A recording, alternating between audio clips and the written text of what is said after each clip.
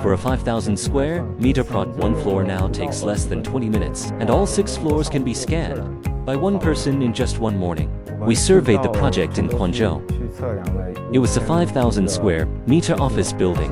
The building had 6 floors. One level was a rooftop. It had fire protection equipment, and the HVAC setup was quite complex. There was also an elevated floor, planned to be converted into a clubhouse. On site, some pipes and fire systems were installed very low. That made measurement much more difficult.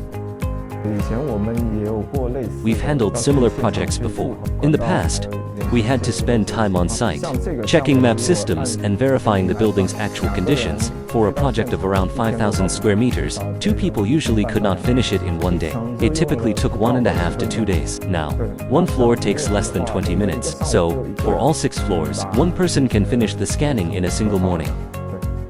For standard office buildings like this, architectural drawings usually already exist. So why do we still need to measure on site? Why verify the dimensions again? After completing this capture, I realized that relying only on drawings